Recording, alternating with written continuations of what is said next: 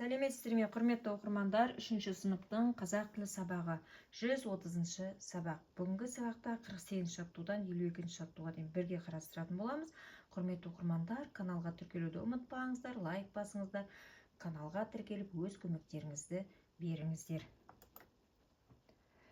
48-ші жаттығу бізде өлеңді мәнерлеп оқу, оқылымға берілген жаттығу екен. Жазғы саяхат жыры, Мұзафар Әлімбай. Асқар тау, ну орман, айдын көл, асыл кен, көгегін самал жел, жарқын жаз шақырды қол бұлғап, жасұлан, бізге кел, бізге кел. Жол ашық, көңіл шат, бол сергек, келеміз жорықта серуендеп. Ұлы отан, жер қандай тамаша, көркейткен жемісті ұлы еңбек. Жасұлан, кел біздің қатарға, дайындал, жол ұзақ сапарға. Жан қияр ерлерше өсеміз, жан күшін арнаймыз отанға. Өлеңнің тақырыбы мен ондағы негізгі ойды анықта. Жазғы саяхат жыры деп тұр. Бұл жерде автордың ойымен келсесің бе, жаздан не күтесің дейді. Яғни бұл жерде жазғы саяхат жыры, яғни жазғы демалыста балалардың жаңағы табиғатты көруге, оның керемет сұлулығын сезінуге айтылған ойы бар екен ақынның. Ақынның ойымен әрине келсеміз. Енді тапсырма. Жазғы демалыстағы мен үшін не күтемін тақырыбында шағын әңгіме құрастырып жазуымыз қажет екен. Өлеңді бірнеше қайтара мәнерлеп оқимыз, сосын шағын шығармамызды жазамыз. Бұл жерде жазғы демалыста мен не үшін күтемін тақырыбында шағын әңгімені құрастырайық және үлгісін береміз. Мен жазғы демалысты асыға күтемін. Себебі ол кезде атам мен апамның ауылына барамын. Ол кісілерге көмектесемін. Сол жақтағы балалармен дарияға барып шомыламыз. Балық аулаймыз. Маған ол жақта өте қызықты. Ендеше осындай үлгідей бердік. Ал сендер қайда барасыңдар? Аталарыңызға барасыңдар ма, немесе Қазақстанның табиғатын аралайсыздар ма? Сол туралы өз ойларыңызды жазасыздар. Олан, ну, сергек, жанқияр деген сөздердің мағынасын түсіндіріп кетейік. Ну деген бұл жерде қалың орман, жасұлан деген жеткіншек, жасөспірім дегенді білдіреді. Сергек деген зерек, ұққыш деген, жанқияр деген өжет, батыл дегенді мағынасын білдіреді екен. Келесі жаттығу 49-шы жаттығуда жұмбақтың шешуін тап дейді. 4 ұзын аяғы бар, басында тарам-тарам таяғы бар. Қарамен жазылған сөздерге сұрақ қой, сөз таптарына және сөйлем мүшелеріне талда дейді. Бұл жерде 4 яна сан есім, ұзын сын есім, аяғы зат есім екен. Басында тарам-тарам таяғы бар. Бұл жерде жауабы, жұмбақтың жауабы бұғы екен. Баяндаушты біздер 2 сызықпен сызамыз, бастауышты 1 сызықпен, ал қалған тұрлаусыз мүшелерді ерек сызықтармен сызып көрсететін боламыз. Бұл жерде сөйлем мүшелеріне талданды. Келесі 50-ші жаттығу мақалдарды жалғасын тауып жаз дейді. 7 рет өлшеп, 1 рет кес. Аңдамай сөйлеген ауырмай өледі. Татулық табылмас бақыт. Жақсыда кек жоқ.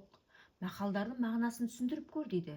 7 рет өлшеп, 1 рет кес дейді. Яғни бір нәрсені кесетін болсақ, немесе мысалы тігінші болатын болсақ, бір матаны кесу керек. Сол кезде қайта-қайта өлшеу керек екен. Ал өлшеп, қайта-қайта 7 рет өлшеп, 7 рет өлшемегенде бірнеше қайтара өлшеп көзімізді жеткізбей тұрып кесіп тастайтын болсақ, оның қайтадан құрастыра алмай қалатын боламыз. Сондықтан оны бірнеше қайтара өлшеп қарау керек екен. Аңдамай сөйлеген ауырмай өледі. Яғни біреуге аңдамай бір сөздерді айтып, ренжітіп алуымыз мүмкін да, үлкен кісілерімізді немесе достарымызды. Сол кезде аңдамай сөйлеген ауырмай өледі деп айтады екен қазақта. Бұл жерде сен бір айтып қалған сөзіңнен жаңағы адамымызды ренжітіп алуымыз мүмкін. Татулық табылмас бақыт. яғни әр адамда, әр үйде татулық болу керек. Бұл үлкен бақыт екен. Бір-бірін сыйлау, қамқорлық көрсету ең табылмас бақыттың өзі екен. Ендеше әр жерде де достарыңмен де, отбасыңда да татулықта өмір сүруіміз қажет. Жақсыда кек жоқ, яғни жақсы адамда кек болмайды екен. Еш уақытта ол кек сақтамайды екен. Жақсылықты ойлайды екен. Келесі 51-ші жаттығуға қарайық. Бұл жерде оқушының хатын оқы дейді.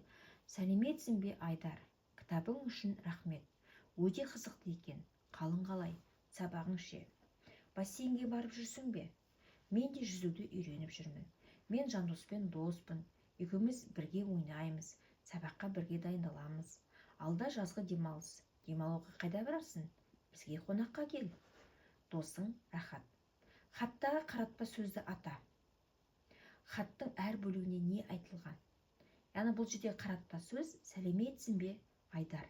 Айдарды қаратып айтып тұр екен. Ендеше әрбір бөлігінде бізде өзінің бірінші қал жағдайы туралы айтылады. Екінші бөлігінде өзінің Жандос деген баламен дос болып жүргендігі, екеуі бірге ойнайтындығы туралы айтылған екен. Алда жазғы демалыс келе жатыр, демалуға қайда барасың, немесе бізге қонаққа кел деп қонаққа шақырған екен.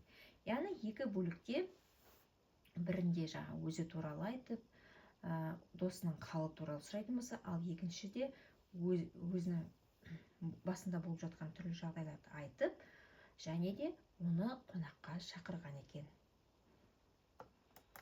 Келесі жаттығуда бізде досың не туыстарыңның біріне хат жаз. Хатта мектебің, қалай оқитының және қалай демалатының туралы хабарла дейді. Ендеше бізде хат жазып көрейік. Сәлеметсің бе, Айбек? Жіберген хатыңды алдым. Рахмет. Қалың қалай? Сабағың жақсы ма? Үйірмеге барып жүрсің бе? Мен де ағылшыннан үйірмеге барып жүрмін. Менің бұл жақта Айсұлтан деген досым бар. Екеуміз сабаққа бірге дайындаламыз. Бізге Астанаға қонаққа кел. Досың Алихан. Яғни бұл жерде берілген тапсырмаға байланысты біздер хатты жазуға тырыстық. Хатта, яғни сабағы жөнінде, қалай оқып жатқандығы, қалай демалып жатқандығы туралы хабарлама жасадық. Құрметті оқырмандар, осымен каналдағы тапсырмаларды бірге орындап аяқтадық. Сіздерге каналдағы тапсырмаларды бірге орындау түсінікті әрі нақты болған болса, каналға тіркеліңіздер.